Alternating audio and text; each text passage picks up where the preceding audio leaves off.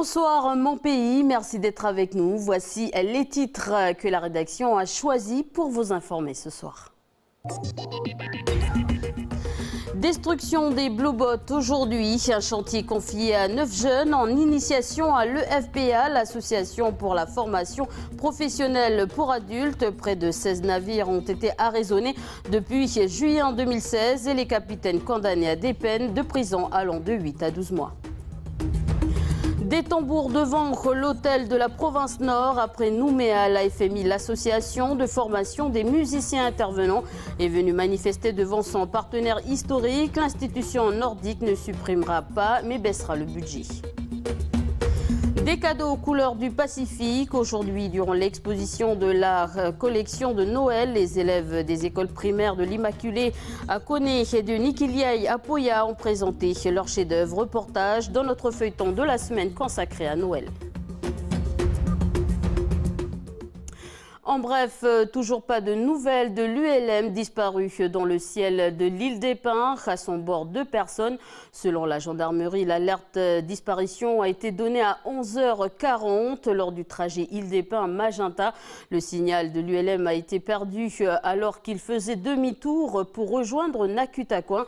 Ce matin, 4 ULM ont décollé pour l'île des Pins. Un a rejoint l'île. Les 3 autres ont fait demi-tour à cause des conditions météo. Seuls 2 sont arrivés à bon port et le 3e est toujours recherché. 2 hélicoptères sont engagés pour les recherches ainsi que des équipes terrestres et maritimes. Il y a 3 semaines, un accident d'ULM à Vaud avait fait 2 morts, un pilote et son passager.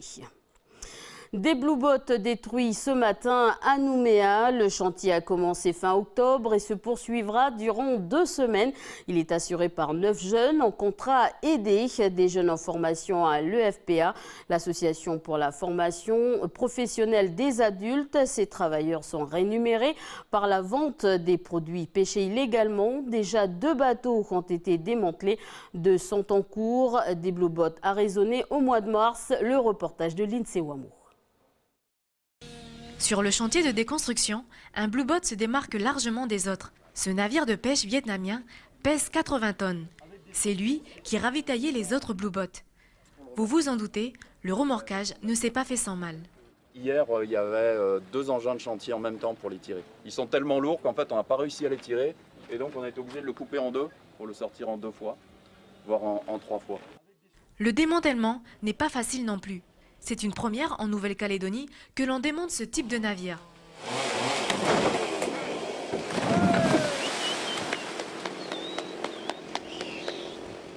Pour ces 9 employés formés par l'AFPA, habitués au démantèlement des engins miniers, c'est un vrai challenge.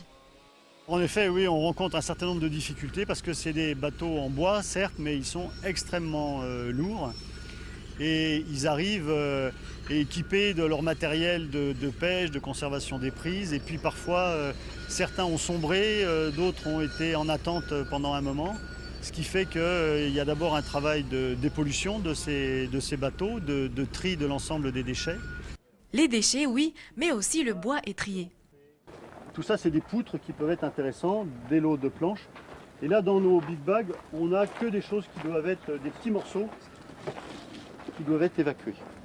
Alors, un petit morceau il y a comme du ça, métallique et du bois, quoi. Il y a du métallisme. Pour ce type de bois non réutilisable, celui-ci sera envoyé dans un centre d'enfouissement. C'est la vente des holoturies pêchées illégalement par ces Blue Bots qui ont permis de financer le chantier, et pas seulement. Il nous a aussi permis d'accorder des subventions à la province Nord pour équiper en matériel de sécurité de radiocommunication les pêcheurs des Bélep, au gouvernement de la Nouvelle-Calédonie pour avoir un dispositif de traçage des pêches dans la zone économique exclusive de la Nouvelle-Calédonie. Le chantier devrait se terminer dans un peu plus de 2 semaines. En tout, depuis juillet 2016, 16 navires de pêche vietnamiens en situation illégale ont été abordés par les forces armées de Nouvelle-Calédonie. Les capitaines ont été condamnés à des peines de prison allant de 8 à 12 mois. La semaine dernière encore, des Blue Bots ont été arraisonnés au large de Bélep. social finalement satisfait. Les retraités ont manifesté ce matin avec près de 700 personnes dans les rues de Nouméa. Les principales revendications, la pérennité de la caisse de retraite, la perte du pouvoir d'achat et enfin l'absence de politique de retraite. Philippe Germain, président du gouvernement, et son vice-président Jean-Louis d'Angleberme sont allés à la rencontre avec une proposition. Quelles étaient les précisions de Bruno Poroy-Héouard, porte-parole de l'Union syndicale des retraités? On aurait tendance à dire d'être satisfait de cette rencontre, parce que nous avons déjà obtenu une première réunion de travail le lundi 18 décembre sur déjà de faire toute une... de recenser tous les problèmes qu'on avait et qu'on voulait avoir, en tout cas au niveau des retraités, et puis de recenser toutes ces thématiques. Et puis après, de travailler dans des groupes de travail différents, parce que là, il y a du privé et du public, puisqu'on est une intersyndicale, mais qu'ils avaient pris en compte ça. Moi, ce que j'en retire surtout, c'est que le président du gouvernement a mis l'accent sur, aujourd'hui, de mettre vraiment une réelle politique de retraite en Nouvelle-Calédonie. Je pense que c'est une nouveauté, même pour lui, puisqu'il l'a dit en tout cas tel quel, de mettre en place aujourd'hui, il faudra vraiment mettre une vraie politique de retraite en Nouvelle-Calédonie. Voilà des propos recueillis par l'INSEE Ouamo. La province Nord ne supprimera pas le budget de la FMI, mais le baissera, muni de leurs instruments. Après Nouméa, la FMI, l'association des formations de musiciens intervenants, manifestait ce matin contre les coupes budgétaires. Une délégation a été reçue par le directeur de cabinet et le premier vice-président de la province Nord, au milieu des tam-tams, Anissa Toussi.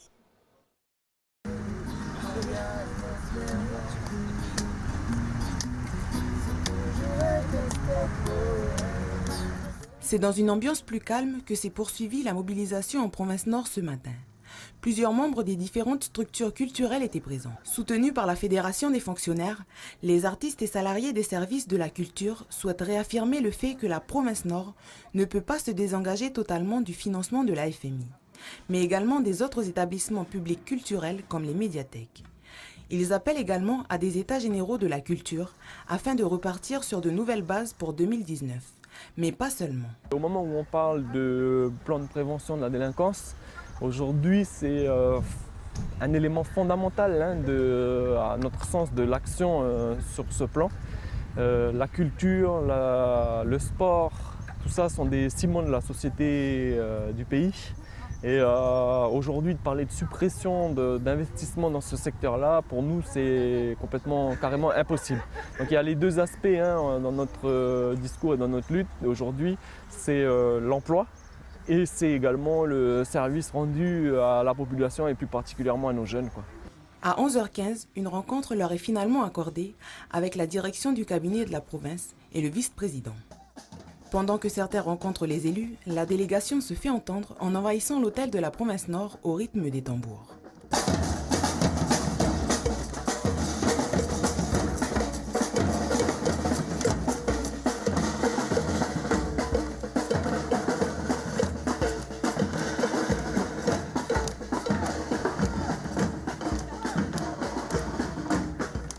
Une heure après, ce sont des visages inquiets que l'on retrouve à la sortie. Contrairement à ce qui a été dit, il y a un maintien des financements de la province Nord. C'est pas très élevé, mais il y a un maintien des financements. Donc voilà, on a eu des chiffres pour la FMI, donc il y avait 40 millions qui ont été annoncés sur le marché d'entretien, il me semble quelque chose comme ça, enfin bref. Le problème c'est que ce financement, il est insuffisant. Donc je prendrai des exemples, on a dans certains établissements la moitié du financement de la province Nord qui disparaît. On a les 3/4 dans d'autres établissements et voilà. C'est une grande déception pour les antennes décentralisées du conservatoire. Je trouve ça un peu dommage qu'on puisse construire les antennes décentralisées et qu'il n'y a pas de suite après. C'est vrai qu'il y a d'autres priorités, je comprends bien, Mais il faut savoir aussi que pour le pays de demain, nous aussi, on fait du social avec les enfants. On essaie d'orienter les enfants qui sont en difficulté scolaire aussi.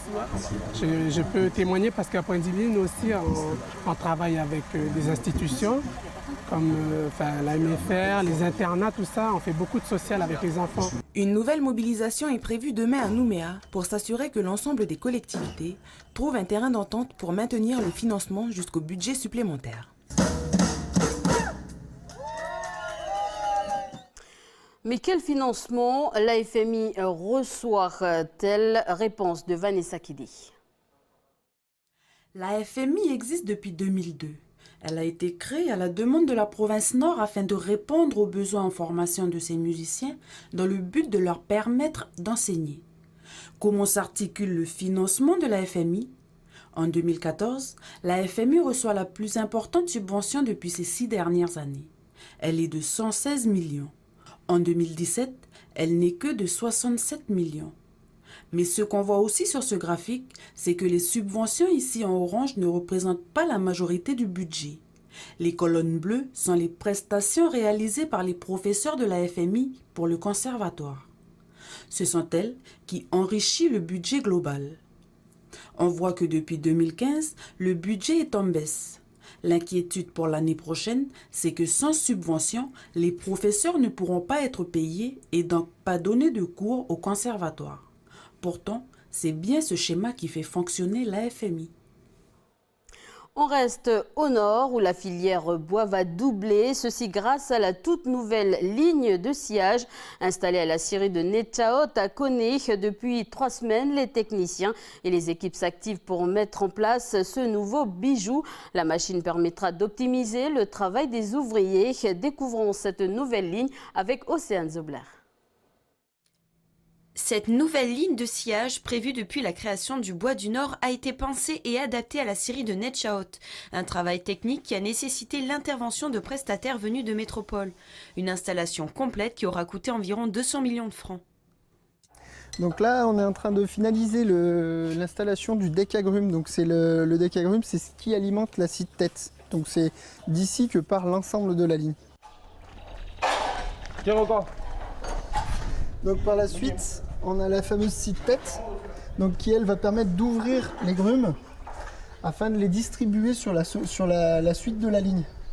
Donc toute la machine est pourvue d'équipements pour pouvoir retourner les bois de façon à ce qu'on puisse scier le mieux possible. On retrouve en sortie de déligneuse tous les produits finis et déchets vont tomber sur ce tapis et ce petit transfert pour une phase d'empilage. Et tous les produits qui seront voués à être déchiquetés seront conduits jusqu'à cette auge vibrante pour être conduites jusqu'au broyat. Ces nouveaux équipements permettront de produire 4 à 5 fois plus et en qualité, mais ce n'est pas tout. Le personnel va aussi devoir passer d'un matériel artisanal à un matériel industriel. Il suffit d'apprendre, mais après, il faut former le personnel. Et là c'est beaucoup plus compliqué parce qu'on n'a pas d'école de bûcheronnage ou de scierie sur le territoire. Donc il faut arriver à former les gars par les fournisseurs qui viennent nous installer le matériel, par des stages qu'on va organiser dans le courant de l'année. Certains se réjouissent d'avance de ces nouveaux changements. Ça a changé un peu de toutes nos machines d'avant. On n'aura plus à courir après les pannes, quoi. Avec les nouvelles machines, peut-être ça va être mieux, quoi. La scierie devrait produire à plein régime en début janvier avec une montée en puissance régulière. D'ici 7 ans, l'objectif sera de faire 12 000 m3 de grumes par an, soit une 50aine d'hectares. Après Koné, allons du côté de Vaud, danse, chanson, théâtre. Les élèves de l'école de la Felpe, la Fédération de l'enseignement libre protestante de la commune de Vaud se sont retrouvés aujourd'hui à la tribu d'Unjo pour le spectacle de fin d'année. Mathieu Le Barbier s'est immiscé durant la répétition des classes de CP et CE1. Reportage. Ce soir, c'est notre spectacle, hein, d'accord? Oh ben, on sera plein parce qu'il y a les élèves de Thiéta. Non, on est 18 et il y a les élèves de Thiéta aussi. Donc, là, c'est notre dernière répétition avant le spectacle de ce soir. D'accord? Donc là, on fait correctement tout ce qu'on doit faire. Ce soir, il va y avoir une fête de fin d'année pour les parents. Et puis pour le Père Noël et pour tous les autres. On commence par les pas. Kerian, ici. Alors Olivia, tu fais attention. Oh, café, fais des vilains. Chaque jour.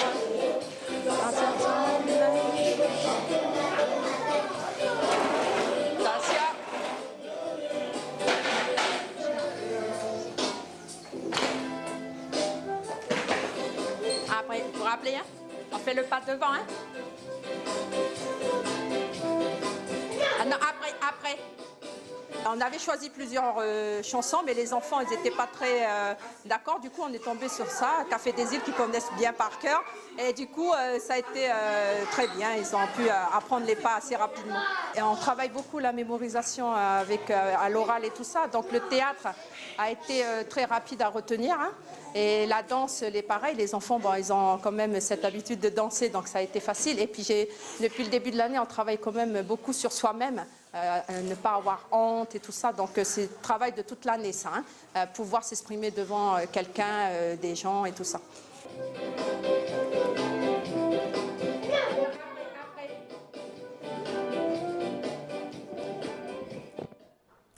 Et comme j'adore les enfants, je vous propose de continuer avec eux, mais cette fois-ci avec les élèves des écoles primaires de l'Immaculée de Koné et Nikiliaï de Poya. Grâce à leur petite main magique, l'exposition de la collection de Noël regorge de magnifiques cadeaux aux couleurs du Pacifique. Un reportage sans commentaire dans notre feuilleton consacré à Noël.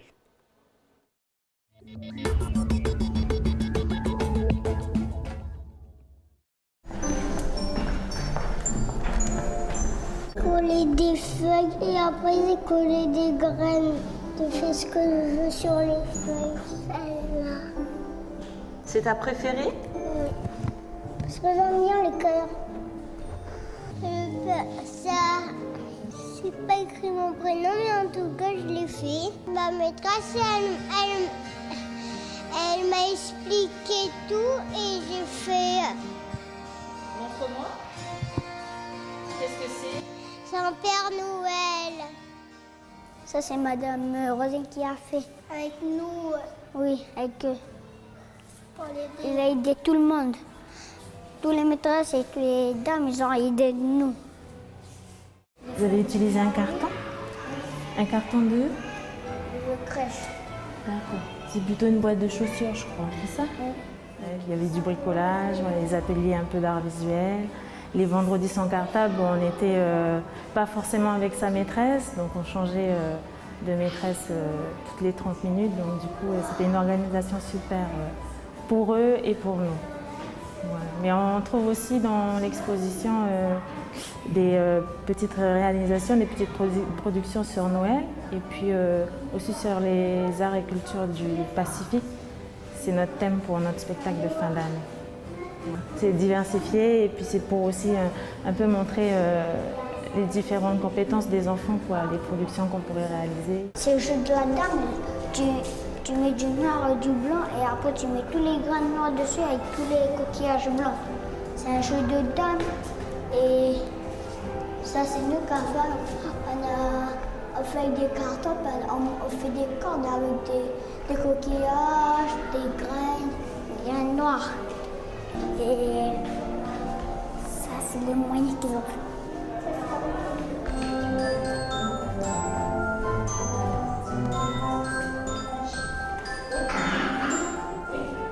À tout le monde.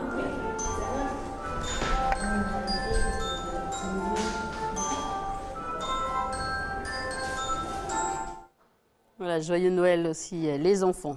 C'est la fin de cette édition. Merci de votre attention. Ce soir, dans Bienvenue dans la bande, vous serez avec Chloé qui va interroger le sismologue Pierre Lebellegarde. Il expliquera qu'est-ce qu'un séisme et comment surveille-t-on les tremblements de terre dans le Pacifique. C'est juste après ce journal. Bonne soirée à tous.